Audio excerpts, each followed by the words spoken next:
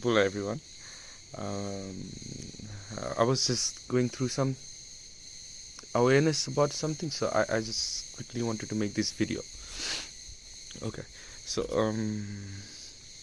Jesus, he's a very popular name, right? And I'll tell you why. And I like him too, and I'll tell you why. So he spoke about these two commandments, you know. Um, Love your Lord thy God with all your heart, mind, and soul, and followed by love your neighbors as thyself. Okay, so why I'm aware about this and why this resonates with me a lot is because I've lived these two scriptures. I wasn't aware that I was living it until the point when I found the awareness that this is the great commandment and you are in it. So I just want to quickly talk to you about it, if that's okay. Um, so the first commandment, okay, okay, I'll tell you a story. I grew up Christian, yeah, organized Christian church, and I was music leader and youth, and preached, went around. I even possessed. I was even praying for possessed people.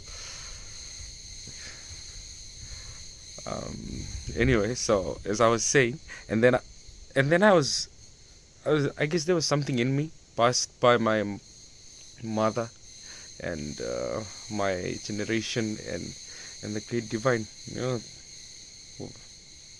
The energy, the power I have in me, it came from somewhere. It has to be created because my DNA has a sequence. It's coded. So anything that is coded has a creator. Okay, so I know there is a creator, and now I know. But back then I did not know. I was just pretending, imagining God in the sky, and there was this story in the Bible, this parable. It seemed quite stupid to me when I looked at it literally, but I still believed in it because everyone else, a lot of my friends, believed in it, and I wanted to be like them, so I was ready to believe anything. And anyway, so this story, the Tower of Babel, you know, uh, the Tower of Babel says that people were building this great tower to the skies where God was, and God saw that they were almost successful, so God gave them language and made them confused or not connect with each other through language, so that they could not understand each other and not build this tower and come to God. That was plain stupid. When in this, I mean, it would have been believable during the time of the Crusades, because there was because Neil Armstrong wasn't born yet, you know.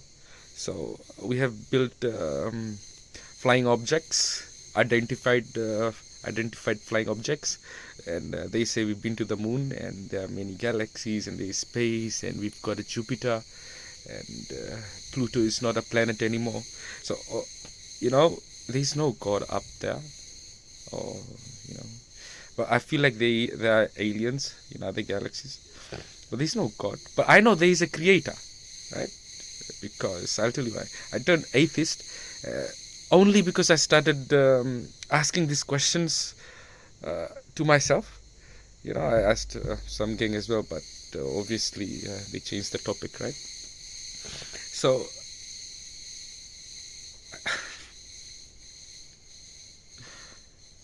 wow.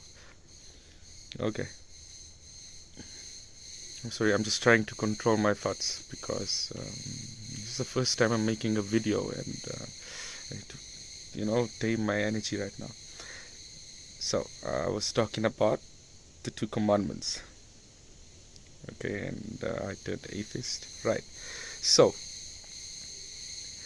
I guess I turned atheist because I started looking for God, because I wanted to know how to love my God with all my heart, mind, and soul.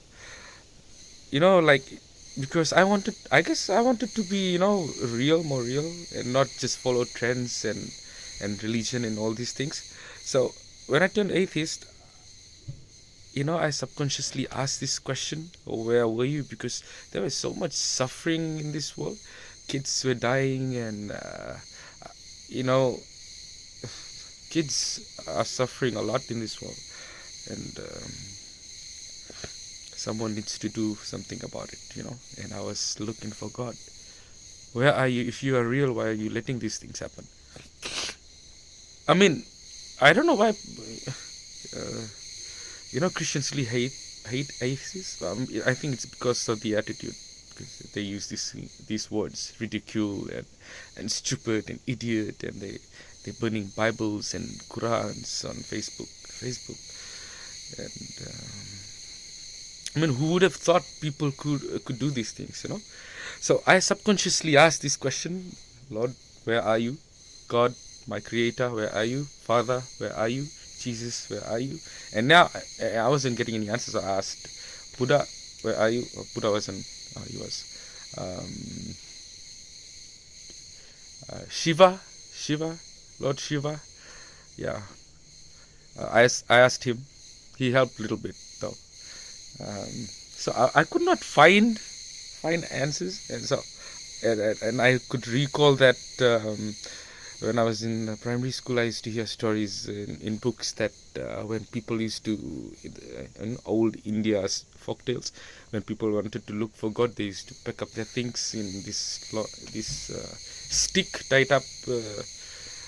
up their belongings, and just go into the forest looking for God. And then the story finishes. I don't know if they found God, but they did. So there was no answers. So what happened?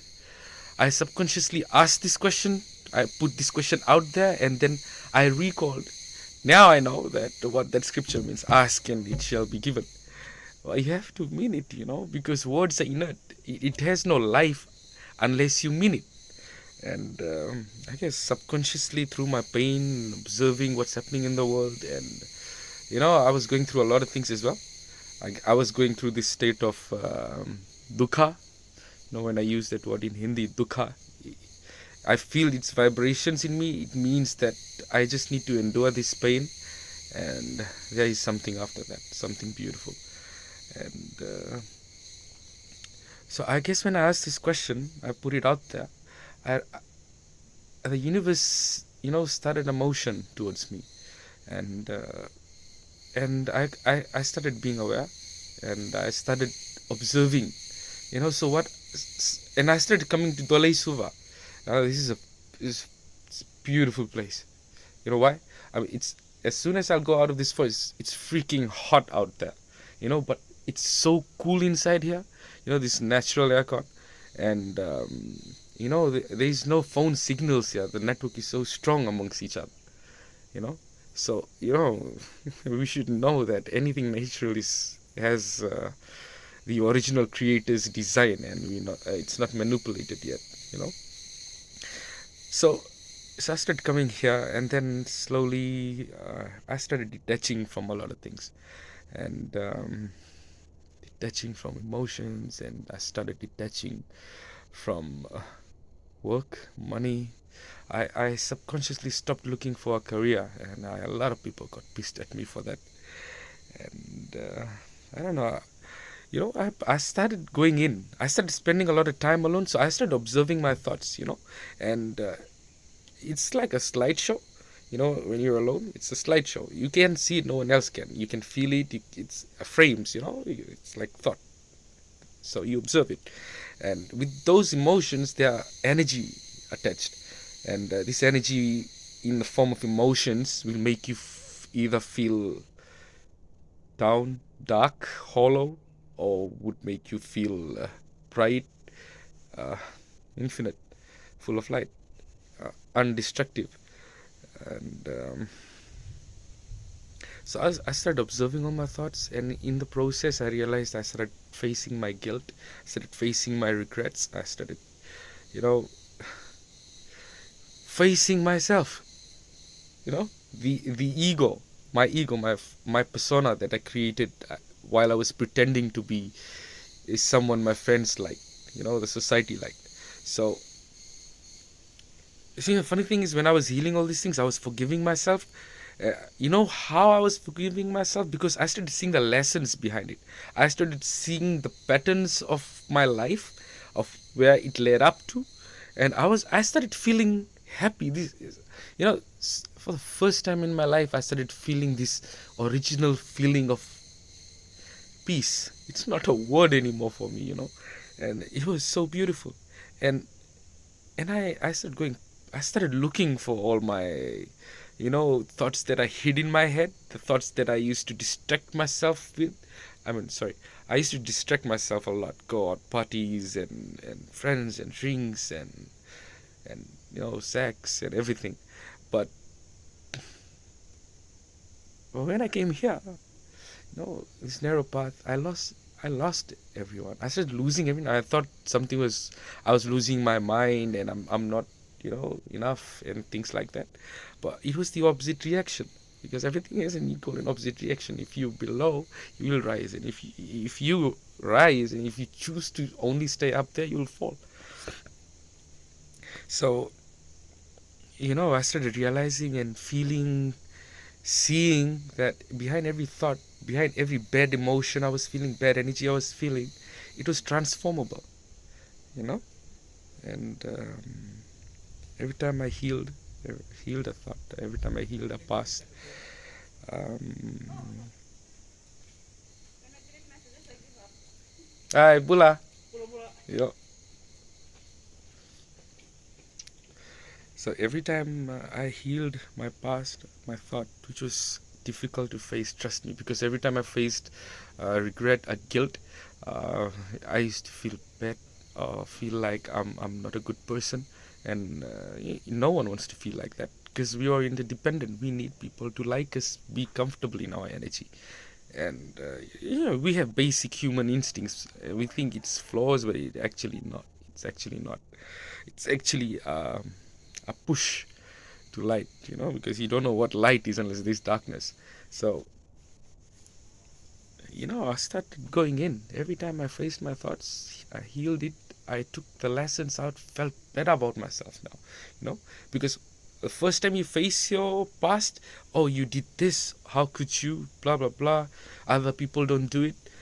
And then you see why you were there and how it changed you in the future. You see the patterns, you recognize the patterns in your life, and then you get this clean energy for the first time through that unique experience or thought you pushed, isolated in your head, and that evolves you infinitely, because that gives you a feeling, a sensation of new, and that you're transforming and evolving, and when you when you find peace, you realize that this will never end.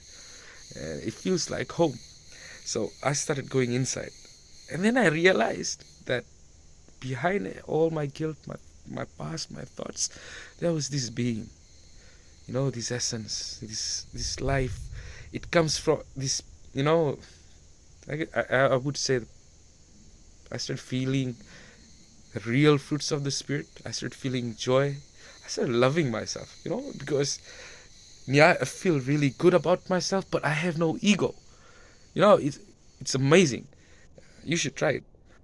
And I start going inwards, and then during this journey, there were so many, you feel something, you think about something, and then you see it online somewhere, like confirmation that what you were thinking is not wrong, you're in the right path. Universe gives you signs, and every day you just have to be aware. Well, now I am. Before I wasn't, so I could not see that. I was only focused on myself, my ego, on what I need to do next. So now I'm aware of my environment, my surrounding, and why I'm here, my purpose. It's only because I went in, and when I went in, I found this love, this unconditional love. It's so beautiful. It was overflowing. I wanted more. In order to get more, I needed to give it away. I needed to give it unconditionally, and I realized I had self-love. This is a state where, I am enough. I am sufficient. I am good enough. I am humble. And this I am state does not need to be proved to anyone because of you. You don't want to be identified by it.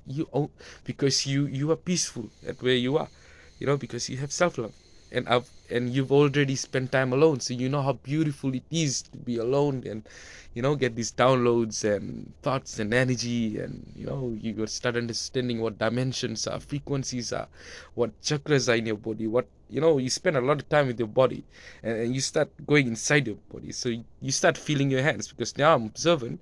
Now I'm not distracted by Netflix. Now I'm not distracted by work, money, greed, or anything of the world. I'm detached now, right? So now I can actually focus on my actual body, not my appearance. Now I started feeling my body. So I started looking into chakras. Our body has energy portals. So, the first chakra is the root chakra. It's so sexual if it's not looked after. It just wants, the fastest way it wants things, because that energy is powerful. It's very powerful energy. Excuse me. So that's that. So I started understanding all these things. I've overcame lust, in the process, because when me and my ex, we broke up a few months ago. I was supposed, naturally, when I broke up with someone, I used to find another girl quickly, so quick. I was always in a relationship, and for the first time in my life, I'm not in a relationship, and I'm actually spending time with my own self, getting to know my own self, and I am enough. I am enough, and this is what Jesus meant. I am the way, the truth, and the life. I have to go in, and no one goes to the Father, to the Creator, through me. Me, you can do it. Jesus gave that to everyone, but the Pharisees and all these people wanted to hide these things, and started editing the Bible and stuff. So